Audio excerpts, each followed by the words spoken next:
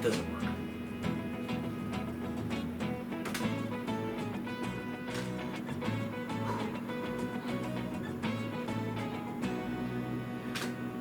Welcome back, everyone. This is Dave from Corn Productions, here to talk about... I don't like it. It sounds too forceful.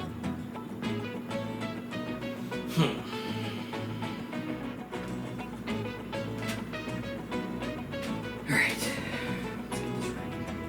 Okay, we can do this.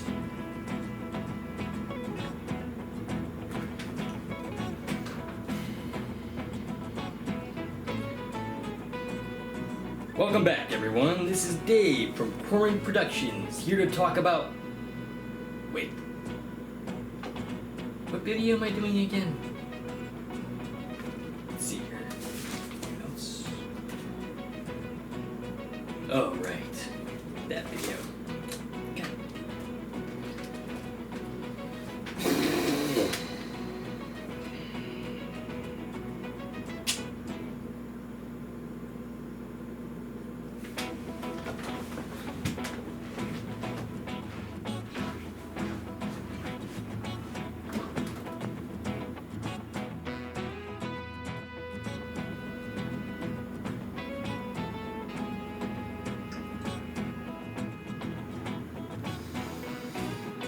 To be or not to be? That is the question. Okay, I need to stop screwing. I can get this right. I can do this. I'm gonna do this today. Okay, let's see. What do I want to say again? Okay. Alright, ready?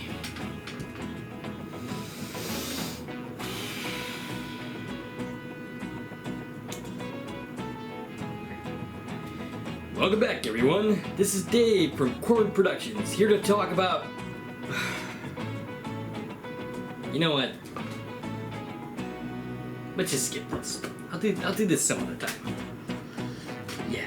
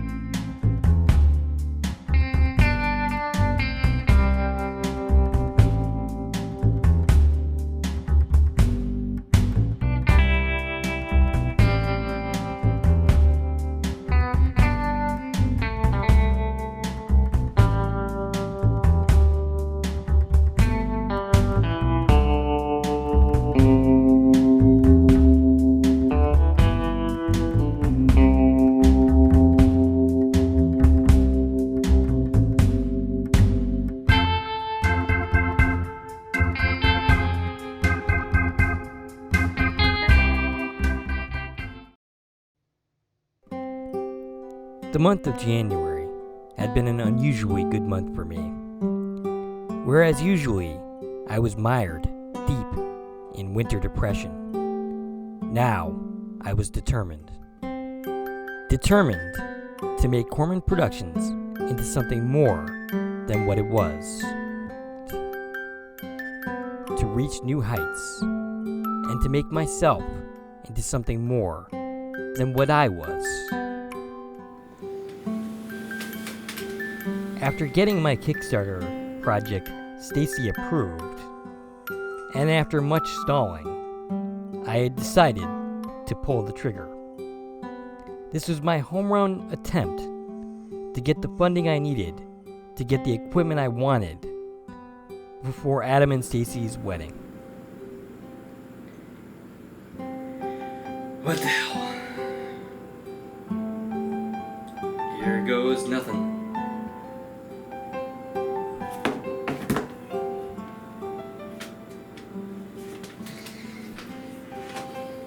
I had worried that pulling the trigger on my Kickstarter would result in some anxiety and that I would obsessively check my phone to see if I had gotten any contributions. And I wasn't wrong about that, beer. After getting it started, Stacy told me I needed an accompanying video explaining exactly what I was doing. Welcome back, everyone. This is Dave from Corn Productions here for another video. This one discussing the Kickstarter that I just went live with. Blah, blah, blah.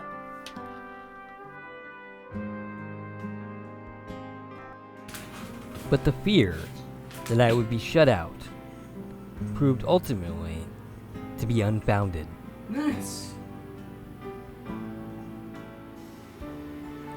Within a couple of days, I had a couple $100 worth of contributions, including $100 from one Rob Schumacher. Someone donated to my Kickstarter. Cool. All in all, there seemed to be plenty to be optimistic about in the year of 2020. Unfortunately, it wouldn't quite stay that way.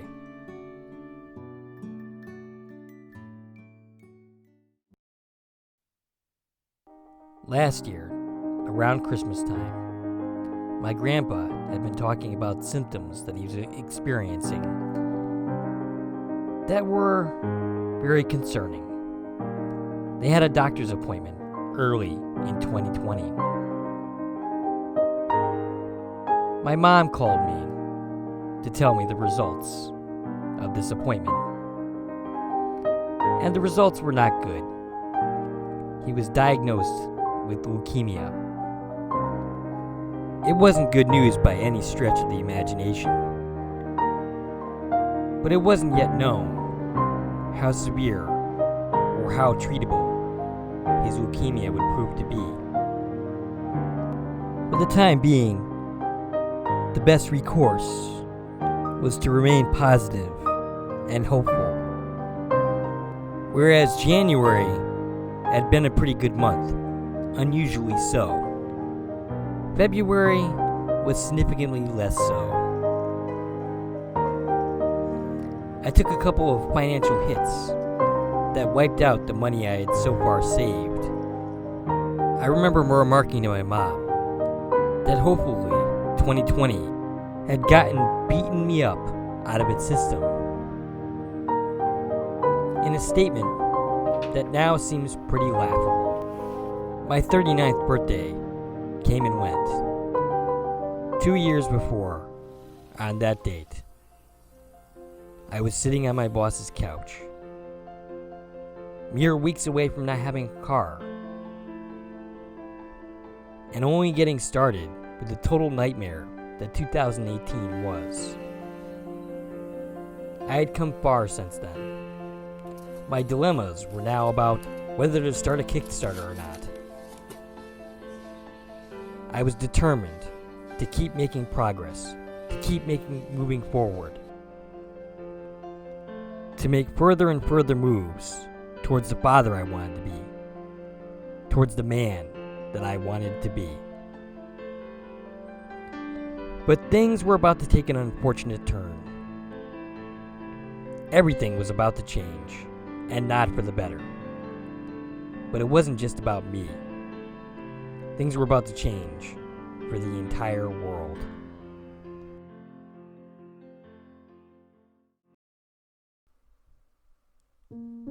When I first heard about the coronavirus, I wasn't taking it very seriously. And that's despite my mom telling me chapter and verse of the ways Seattle was affected and became a ghost town, with the streets that were usually heavily populated, so heavily populated in fact that it was hard to move around, being completely and totally empty.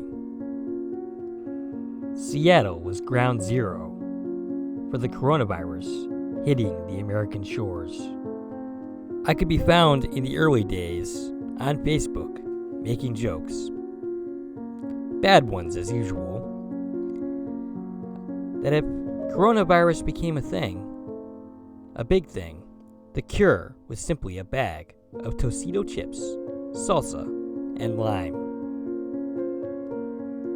I thought the people clearing the aisles of toilet paper and other non-perishable goods were acting irrationally. And even to this day, I still feel that way. I had no idea that things would go off the rails anywhere near as much as they did. And eventually I would have to concede that although I wasn't taking the threat too seriously, the powers that be most definitely were. As time went on, it became less and less funny. The year rolled into March. There was talk of a total lockdown of the state of Connecticut. Our neighbor, New York, was reportedly out of control with the virus. My anxiety with the situation started to grow. I wasn't worried about getting sick, which is unusual for a hypochondriac such as myself. I was worried about businesses being shut down, about no longer drawing a paycheck, which would destroy everything I had set out to do. It would mean no longer saving money for Corman Productions, and indeed, I was soon going to be in a big hole. This might seem like a case of misplaced priorities, and I would be hard-pressed to argue against you. But nevertheless, this is what I felt. This is what I was worried about.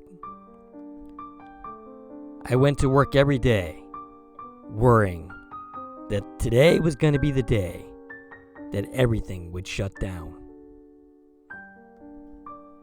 With my anxiety, I had very little tolerance for uncertainty. On March 20th, the governor of Connecticut closed down all non-essential businesses. At that point, I had no idea if I still had a job or not. I didn't know whether Dunkin' Donuts would be considered essential. Luckily, or unluckily, depending on your point of view, as it turns out, I was indeed considered essential, and I would continue to draw a paycheck. I have never been more relieved to still have a job at Dunkin' Donuts. A stay-at-home order was also issued, which might as well have been the stay-at-home suggestion for all the force of law that it seemed to not have. You were no longer able to go to a bar or the movies. You can get food from restaurants, but only takeout. The world soon became a ghost town. Soon, I would agree with my ex to temporarily stop taking Julia for her protection. I was skeptical of everything that was going on, but I don't know everything in the entire world. So while I didn't quite believe that all these precautions were necessary, I still abided by them. Out of my heart, I'm a rebel, but in action, I do what I'm told, for the most part. The month of March felt like it lasted 5 years. Stress and anxiety eventually gave way to depression, as it usually does. My social contact at that point was limited to my roommate and the people I work with. The customers too, I suppose. When things go badly, my tendency is to retreat, to bury myself in the figurative hole. I pulled away from my roommate, who had been, since last year, a major new positive I kept to myself, which only worsened my depression. I was an introvert, and thus, for the most part, my life really wasn't that much different. But even introverts need company sometimes. When you are the single father that the kid doesn't live with, your constant companion is guilt. Not having Julie at all on the weekends only intensified that guilt. I felt bad in ways that I couldn't even really describe.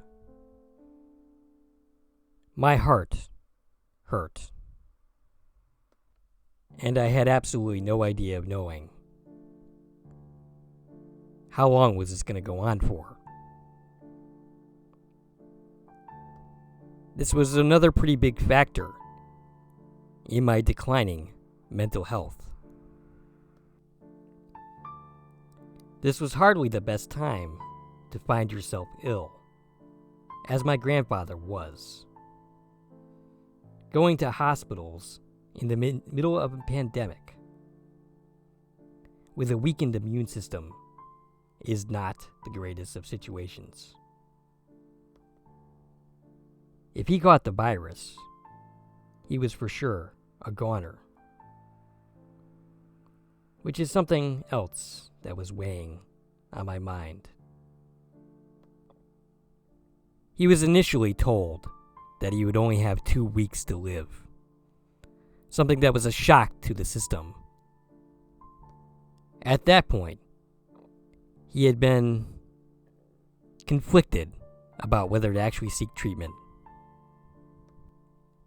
The shock of the news made him stop screwing around and start doing treatment. It was uncertain how much time he would get from it, but he was determined to fight.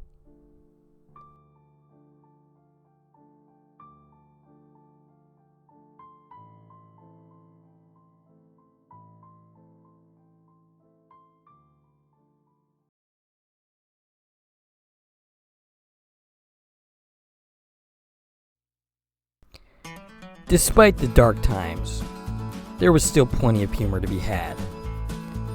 And even in my deep depression, I was very good at finding it. Our governor soon issued a mandatory mask law for all essential workers.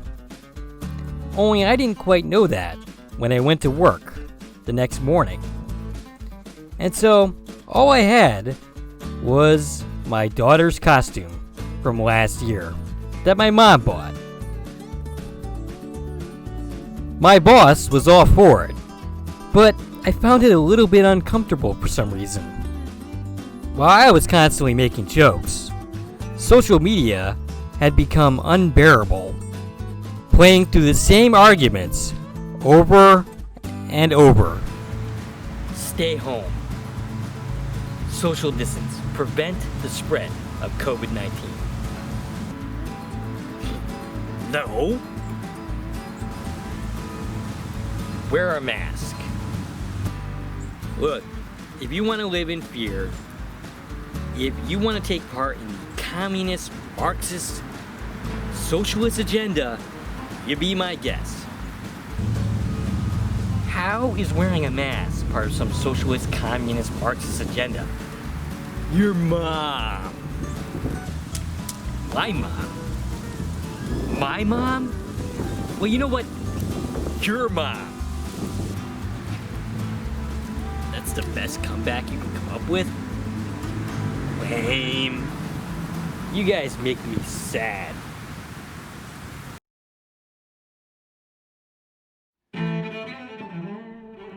Meanwhile, with all the terrifying events that had so far occurred during the course of the year, there was ample speculation as to what was coming next. Maybe it was the murder hornets. Be decapitating murder hornets. There were reports that these giant murder hordes had come to the shores of the U.S. They would kill our bees and then kill the rest of us with their deadly stings. Alas, as much fun as it was, the idea of people running in terror from murder hornets, this never really became a thing. My friend Miranda sent the terrifying meme that suggested that the next horrifying thing would be a giant chicken ready to pluck our feathers and to destroy us all. So far, there have been no sightings of this deadly creature, but you never know. On another note, it is quite touching that Miranda still remembers how we originally met. Or perhaps it would be the most terrifying thing of all. This guy.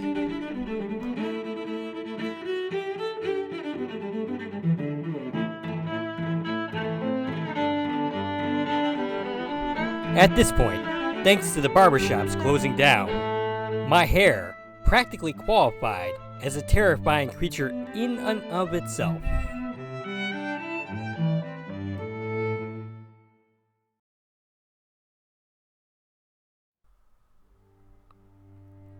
The year dragged on.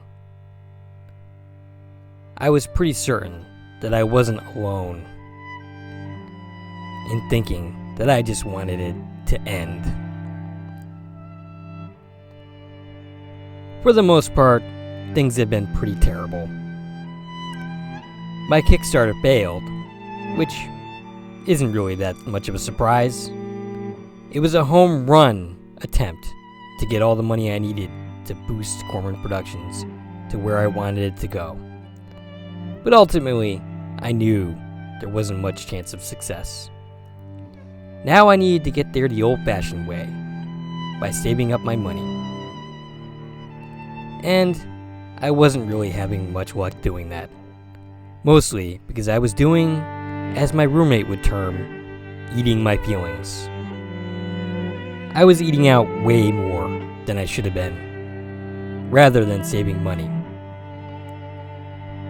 Eating was one of the ways in which I tried to experience joy while I was deep in depression.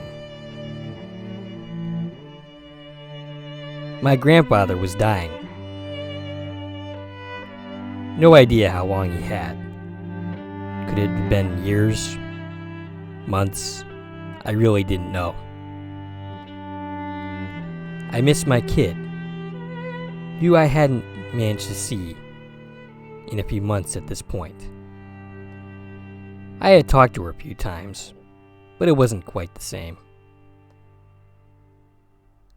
I just plain old missed the way life used to be. Going on adventures with Adam and Stacy. Taking my kid to the park or a museum or various other adventures.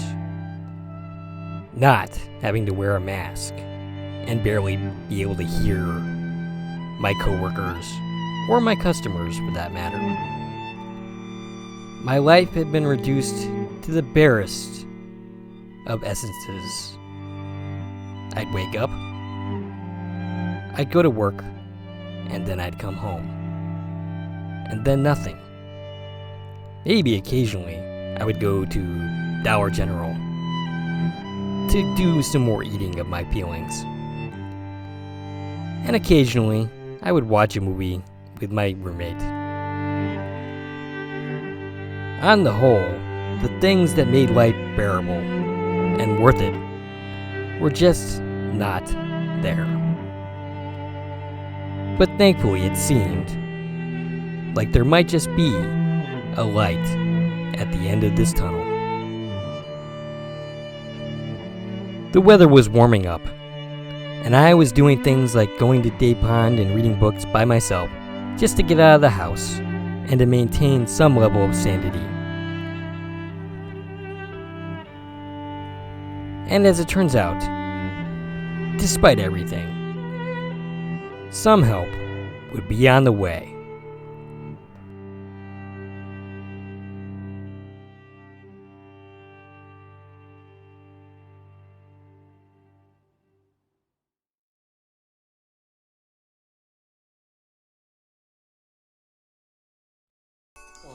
On top of everything else, in this garbage scow of a year known as 2020, it was also an election year. Biden versus Trump. The lesser of slightly less evil. Again. I'll leave it to you to decide which is which. I longed for a simpler time when I bought into the concept of the lesser evil. It's why I voted for John Kerry, a man who I was thoroughly unimpressed with back in the day. I thought it was important to get George W. Bush out. Fast forward a dozen years or so, and I see the world slightly differently. I have a question that most don't seem to ask. Why do we have to accept evil at all? Why can't we do better than this? The lesser of two evils is still evil. If you consider yourself a conservative, a Republican, you look at the Democratic Party and you see evil corruption. Maybe you see communists, socialists, Marxists, which is laughable in itself. They are, for the most part, none of these things. They are corporatists. If you are a Democrat, liberal, perhaps you look at the Republican Party and see evil and corruption. The problem is, they're both right.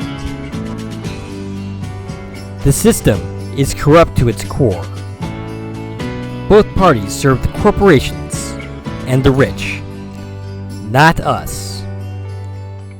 Most cannot see the forest through the trees. My current politics puts me at odds with everyone, as most don't see it. Most think the other side is evil, the guilty party, while the side that they are on is the good side. Politics for most people is not unlike watching their favorite sports team.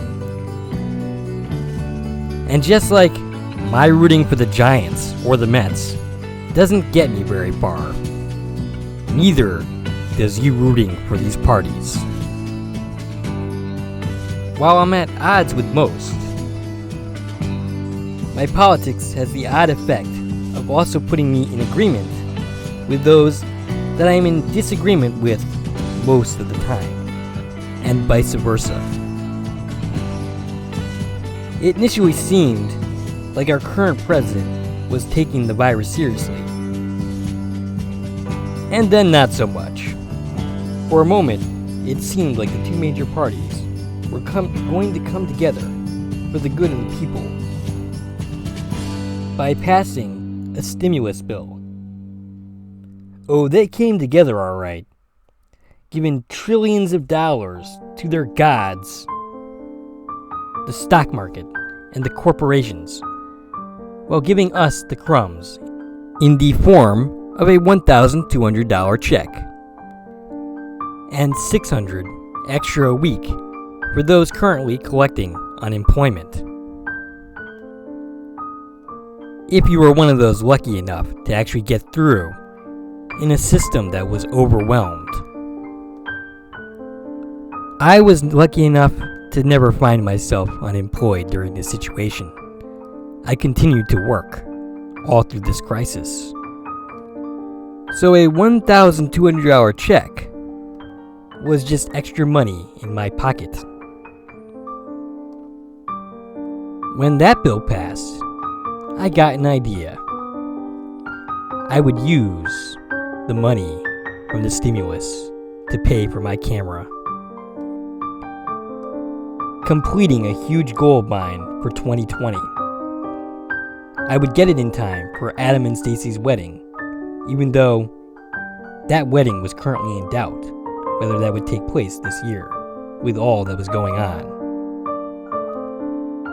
Increasingly, I was paranoid that I would never actually get this money, that somehow it would get lost, or they would forget about me. But then one day,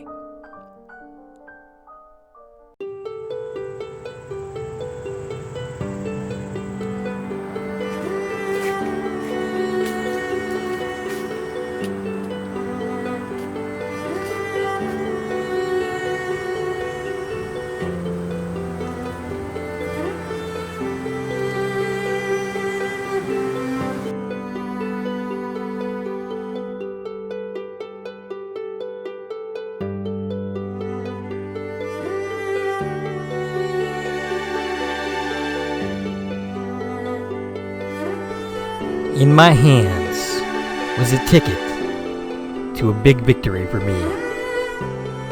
A huge victory, and a much sorely needed one for 2020. I didn't get there through my Kickstarter, nor by saving money. I got it courtesy of the US government that I openly despised. But do I care how I got my win? Not at all. A win is a win. That's certainly something I've learned in my 39 years of existence.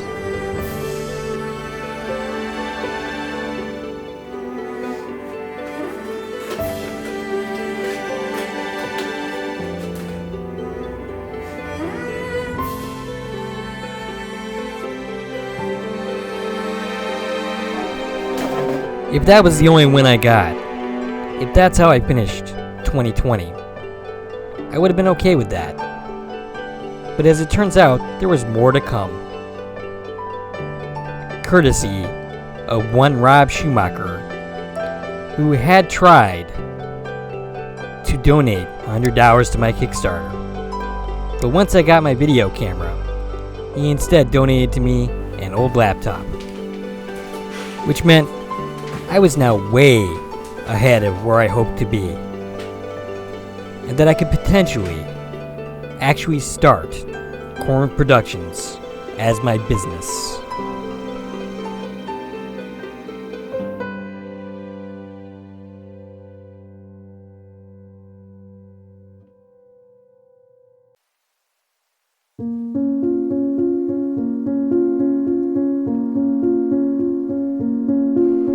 While I was getting my victory, the rest of the world had decided to go completely insane. More so than it already had been. George Floyd was in the process of getting arrested for counterfeit money. Apparently, the police had some trouble getting him in the car. And so in response, they decided to kneel on his neck for a full 9 minutes. Eventually resulting in his death. It was a death that sparked outrage all across the world. Initially, it seemed that everyone, regardless of their political stripes, was in support that this was wrong, that this was murder. But unfortunately, it led to another round of social media fuckery.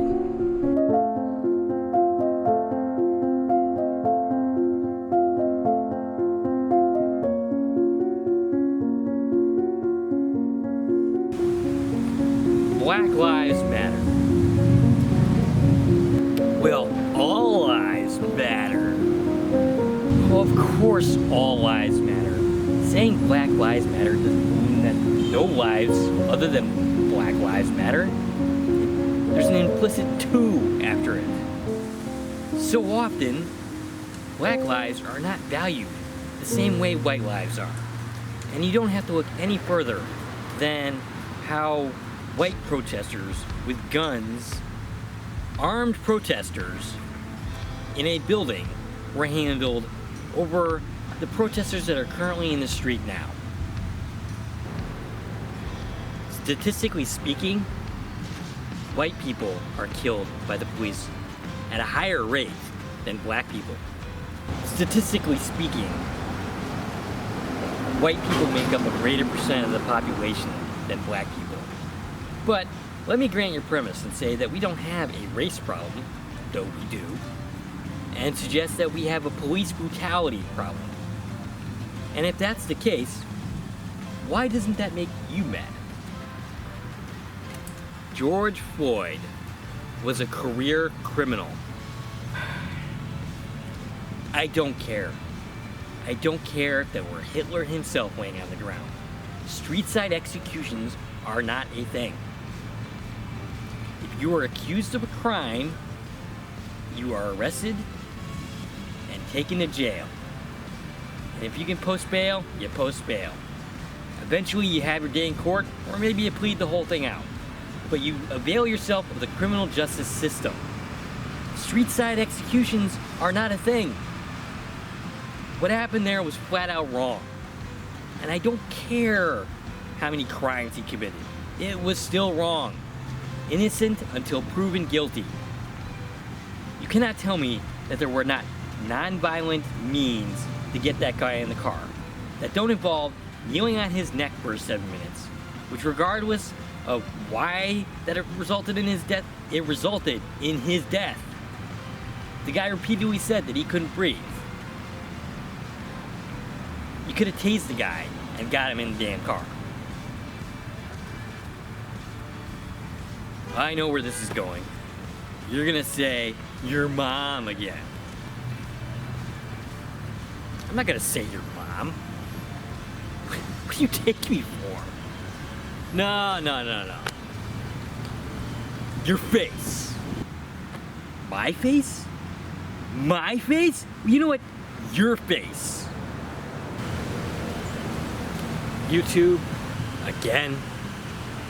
You know what? Wake me up when 2020 is over.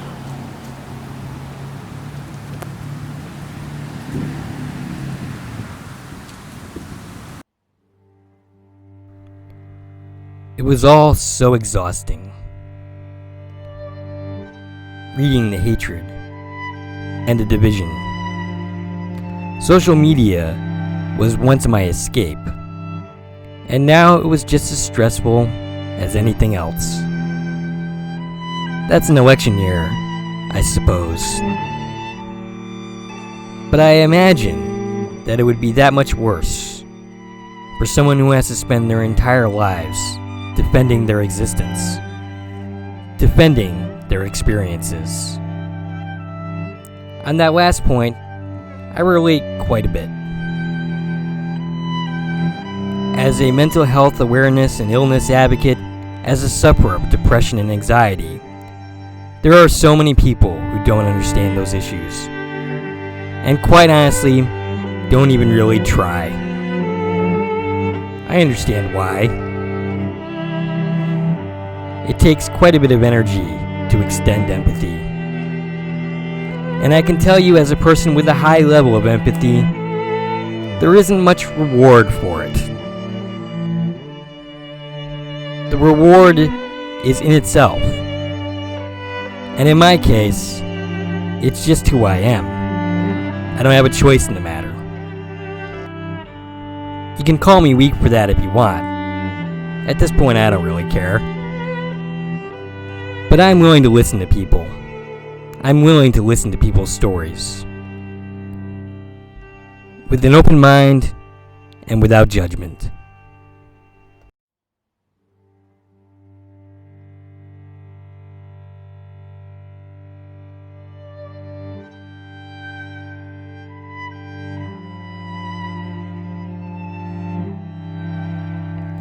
The world was literally on fire.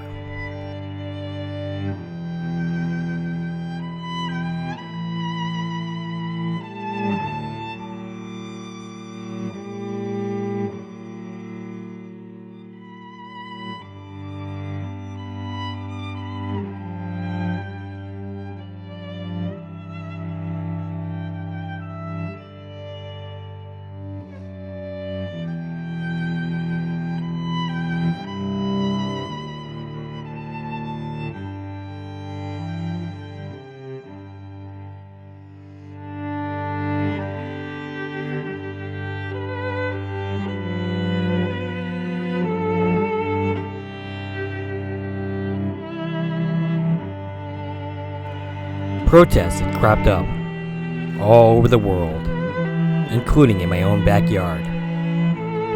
One organized by a Keanu Banzu, who ironically I knew, thanks to my ex. I was reading about the negative response to her upcoming protests on a person's page who I once graduated with in Brandy Kaufman. And as I was reading, it occurred to me that I should be there, that Corman Productions should be there to film.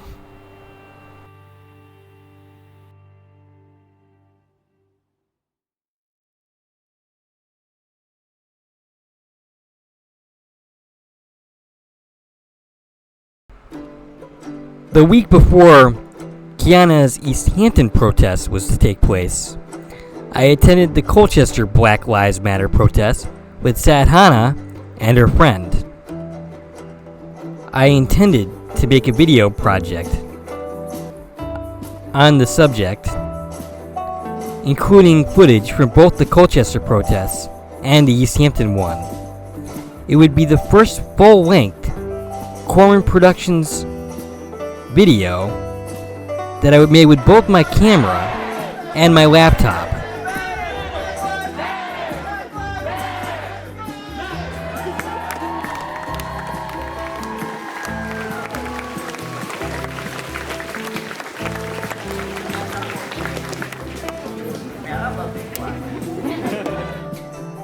All in all, I wasn't too thrilled with the job I did at the Colchester protest.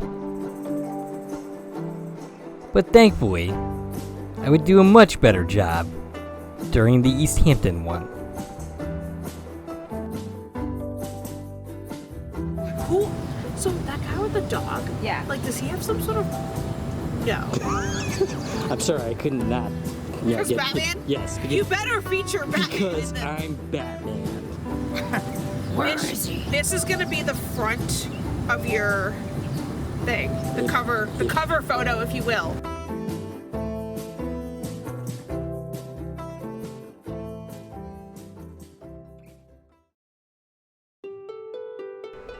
The day arrived of the East Hampton protests. East Hampton being where I spent my middle school and high school years. I was nervous for a variety of reasons. I hadn't been really happy with the Colchester footage, and I was hoping to do a better job this time around. This was my first major project to use a video camera and a laptop, and I didn't want to blow it. I was nervous for being amongst so many people, as I generally don't like big crowds.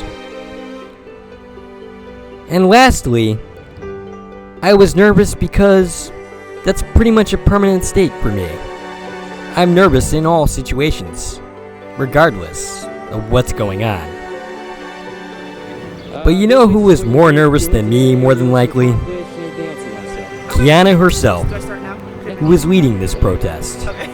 Hi, I'm Kiana Banzu. I'm organizing the peaceful protest in East Hampton. The reason why I had this protest because living in this town, I have experienced quite a bit of racism, and I just thought that this would be a good way to bring people together and to show that people all are standing for the same cause, even though there's some people against it. Maybe seeing everyone come together in the town will bring another form of unity and let people have a kinder heart. So that's why I organized this protest.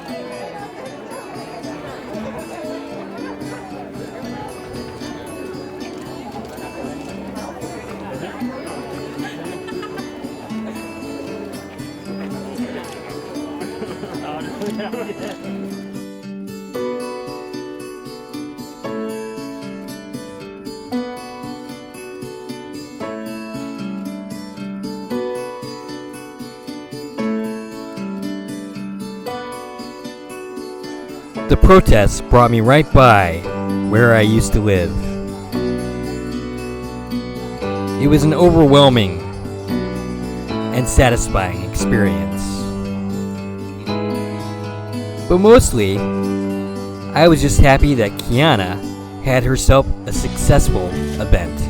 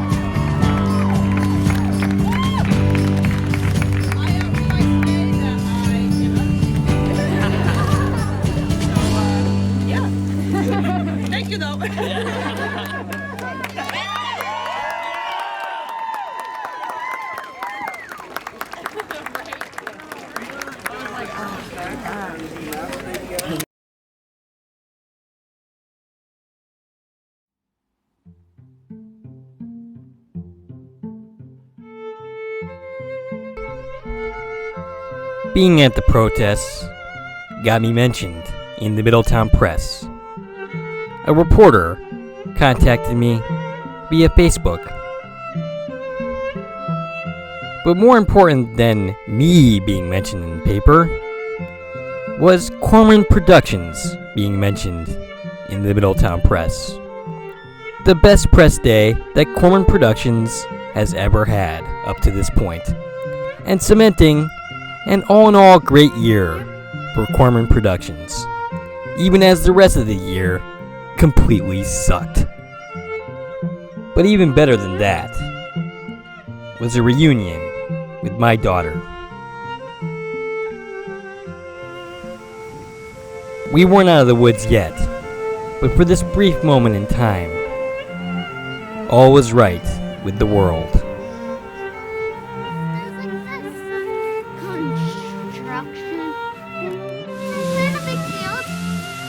Sure. You want to run around the field? Hey, when you're running, take your mask off your base. Take your mask off your base when you're going to go run.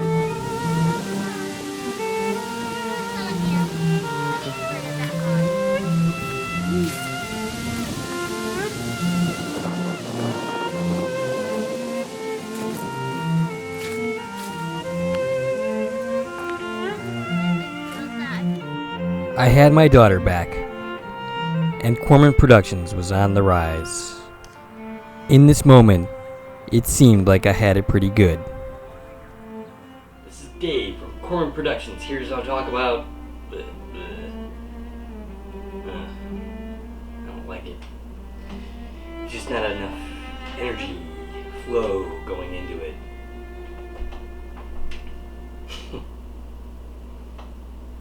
Well, let's begin again.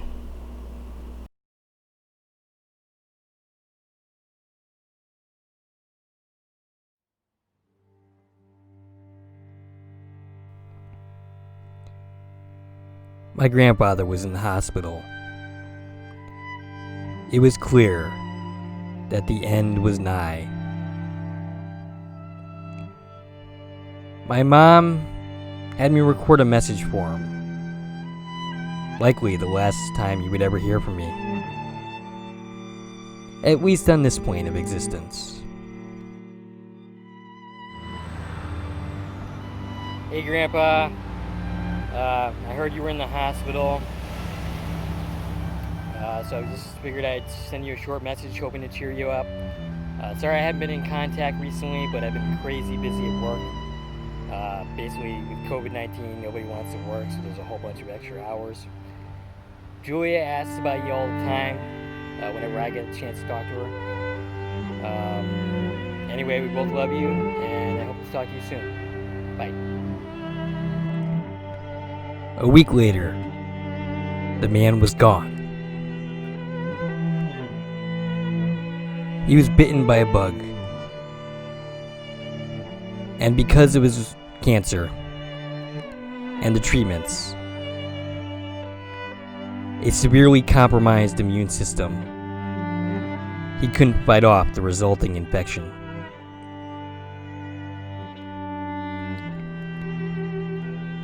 His final moments were spent with Charlene at his side and a picture of Julia on the nightstand. If it really was his time to move on, if this was the time that he really needed to go, then I'm glad it happened now and not weeks before, when he would have done so alone because the hospitals wouldn't have let Charlene be with him.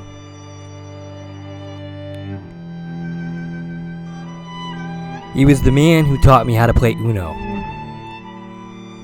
when I was a kid, and who later in life I took a great deal of pleasure beating him at the very game he taught me. I often say that I get my sense of humor from my uncles and from my dad, because I have the dad sense of humor and a smart aleck personality. But I also have the grandpa sense of humor, and that is mostly due to my grandfather's influence. I don't remember the context or how it even came up, but we were once on the topic of ghosts, and he said to me that I need to get going with my life soon, or I might find that I am a ghost myself before I know it. I feel, with the progress that I have made this year, that I am finally on my way to actually getting going with my life, as he suggested.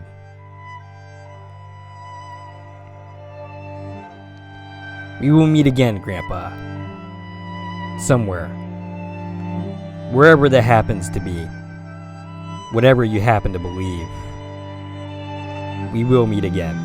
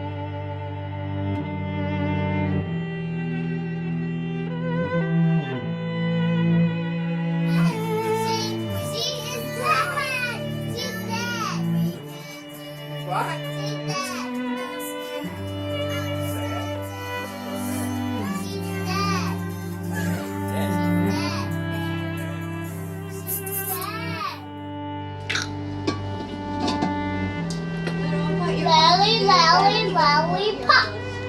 Oh, you lollipop. I can't open it. You can't open it, Joel? Can't get it open, sweet? Huh? I can't open Oh, it. can't open it? Okay.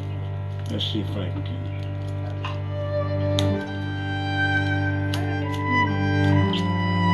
I got my knife. Oh, that's so sweet. She's throwing kisses to you. Ooh. Kristen was throwing kisses to her grandma. Oh, that's Nadia.